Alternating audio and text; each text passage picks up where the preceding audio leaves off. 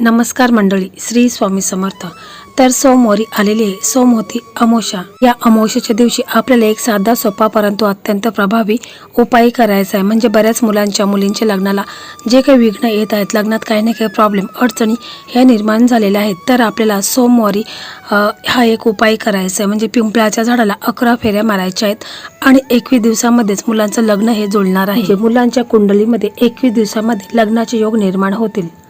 तर एकदम साधा सोपा परंतु अत्यंत प्रभावी उपाय हा आपल्याला सोमवारच्या दिवशी करायचा आहे. हिंदू धर्मात अमावस्येचा दिवस अत्यंत पवित्र आणि महत्त्वपूर्ण मानला जातो. जेव्हा अमावस्या सोमवारी येते तेव्हा तिला सोमवती अमावस्या म्हणतात. ही अमावस्या सोमवारी आल्यामुळे हिचं महत्त्व देखील वाढत असतं. या दिवशी भगवान शिव आणि देवी पार्वतीची देखील पूजा केल्याने सुख समृद्धी प्राप्त होतेच, तसेच सर्व इच्छांची पूर्तता होते. तसेच अमावस्या हा पितरांचा तर्पण पूजन करण्यासाठी अत्यंत शुभ दिवस मानला जातो. या दिवशी पवित्र नद्यांमध्ये स्नान केल्याने आणि दानधर्म केल्याने लाभ मिळतो.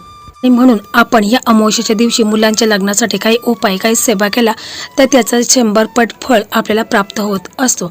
तर बघा, आपल्याला फक्त पिंपळाच्या झाडाला प्रदक्षिणा मारायच्या आहेत आणि आपल्याला अजून कोणकोणत्या सेवा करायच्या ते देखील आपण थोडक्यात जाणून घेणार आहोत. त्यापूर्वी चॅनलवरती नवीन असाल तर चॅनलला सबस्क्राईब करा, व्हिडिओ पाहत असताना व्हिडिओला लाईक करा, त्याचप्रमाणे श्री स्वामी समर्थ अशी कमेंट करा. तर मुलींचं वय वाढत चाललेलं आहे, योग्य स्थळ येत आहेत पण कुठेतरी बोलणे अडकते आहे, पत्रिका जुळत नाही किंवा सर्व काही नीट होऊ नये, लग्न ऐनवेळी मोडत आहे.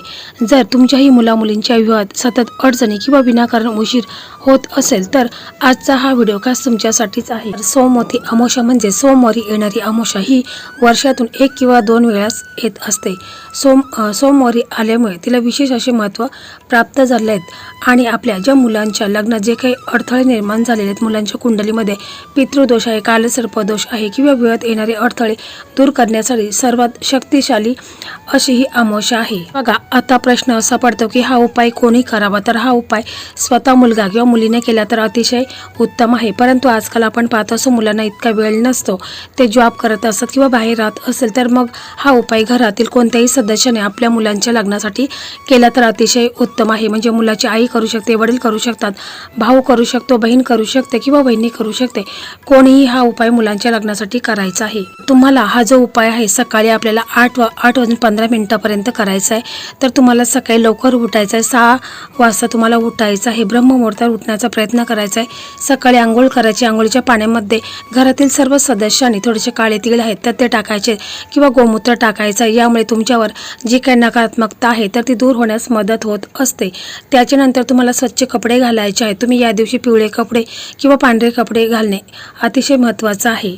त्याच्यानंतर तुम्हाला तुमच्या देवघरासमोर बसायचं आहे, तिथे तुम्हाला तुपाचा दिवा लावायचा, अगरबत्ती लावायची. आपल्या देवघरामध्ये जे आपले इष्टदेव आहेत, कुलदैवत आहेत, श्री स्वामी समर्थ महाराज आहेत, श्री हरी विष्णू माता लक्ष्मी गणपती बाप्पा आहेत, यांना तुम्हाला प्रार्थना करायची आहे की माझ्या मुलांच्यासाठी मी जो हा उपाय करत आहे तर तो उपाय माझा यशस्वी होऊ दे आणि माझ्या मुलांच्या कुंडलीमध्ये जो काही पितृदोष आहे, नजरदोष आहे, कालसर्पदोष आहे तर तो दूर होऊन माझ्या मुलांचं लग्न हे लवकरात लवकर होऊ दे, असं तुम्हाला पुन्हा श्रद्धेने विश्वासाने बोलायचं आहे. जर हा उपाय स्वतः मुलं करत असेल तर मुलांनी देखील अशा प्रकारेच बोलायचं आहे.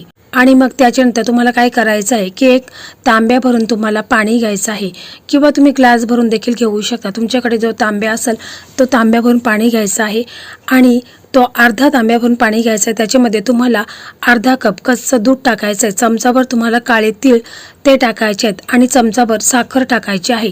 सोबत तुम्हाला 5 बेलपत्र घ्यायचे आहेत, 1 नारळ घ्यायचा आहे मंदिरामध्ये नेण्यासाठी. बस एवढंच साहित्य तुम्हाला घ्यायचं आहे. आणि मग हे सर्व साहित्य घेऊन तुम्हाला पिंपळाच्या झाडाजवळ जायचं आहे.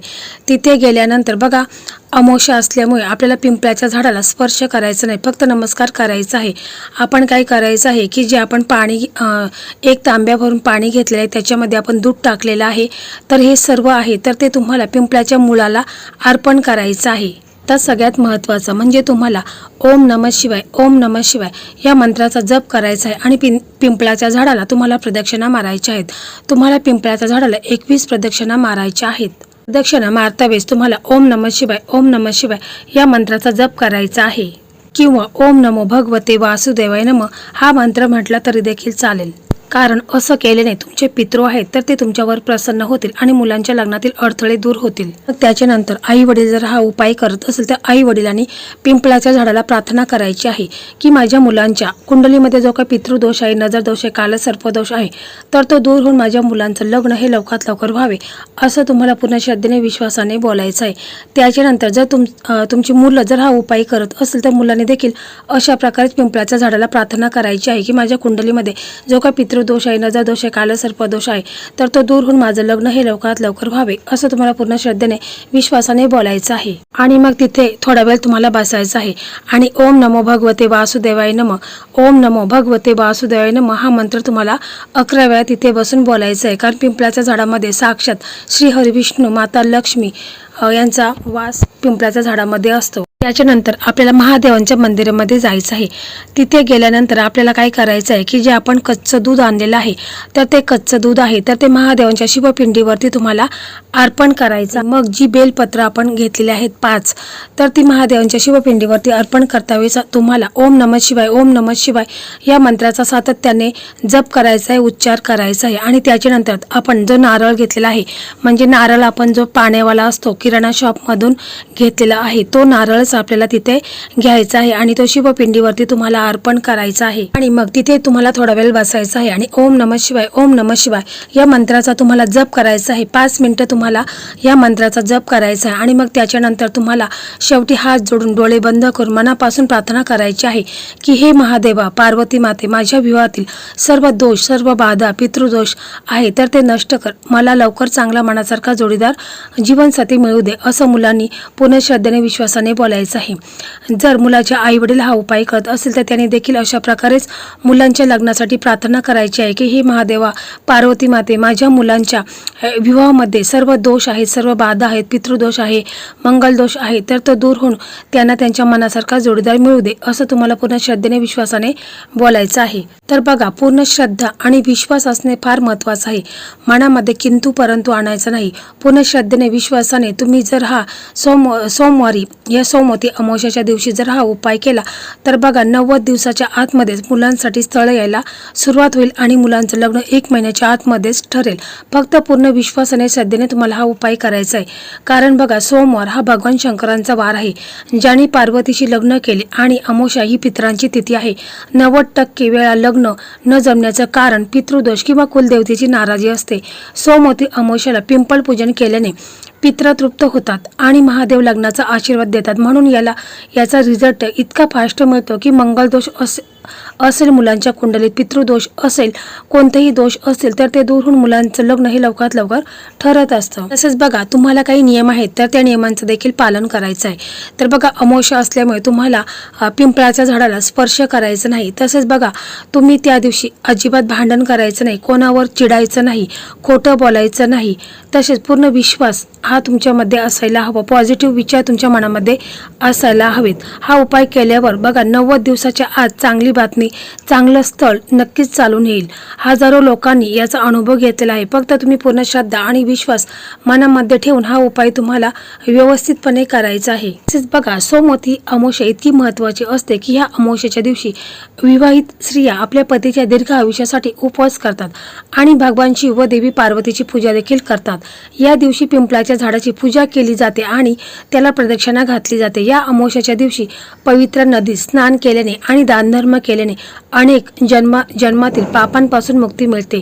या व्यतिरिक्त अमावस्येच्या दिवशी पितरांचे तर्पण आणि श्राद्ध केल्याने पूर्वजांचे पापे दूर होण्यास आणि त्यांचा आशीर्वाद मिळत असतो. इतकी महत्त्वाची ही सोमवती अमावस्या आहे. तर ही सोमवती अमावस्या अजिबात चुकू नका. एकदम साधा, सोपा परंतु अत्यंत प्रभावी उपाय आपल्याला या दिवशी करायचा आहे. परंतु बघा, हा उपाय तुम्ही सकाळीच करायचा आहे. कारण अमावस्या तिथी ही सकाळी 8:15 आहे. तर संध्याकाळी चुकूनही हा उपाय, ही सेवा तुम्हाला करायची नाही. तर मंडळी, अशा प्रकारे आजचा हा व्हिडिओ होता. हा व्हिडिओ तुम्हाला कसा वाटला कमेंटमध्ये नक्की सांगा. व्हिडिओ तुम्हाला आवडला तर इतर तुमचे मित्र असतील, मैत्रिणी असतील ज्यांचं लग्न ठरलेलं नसेल तर त्यांच्यापर्यंत हा व्हिडिओ नक्की शेअर करा. यामुळे याचंही पुण्यफल तुमच्या पदरी पडेल. तर अशाच लग्नासंदर्भात व्हिडिओ पाहण्यासाठी आपल्या चॅनलला सबस्क्राईब करून बेल आयकॉन प्रेस करा. जेव्हा कधी मी नवीन व्हिडिओ अपलोड करेल त्याचं नोटिफिकेशन हे तुम्हाला लगेच मिळेल आणि तुम्ही एक पण व्हिडिओ मिस करणार नाहीत. श्री स्वामी समर्थ. जय जय स्वामी समर्थ.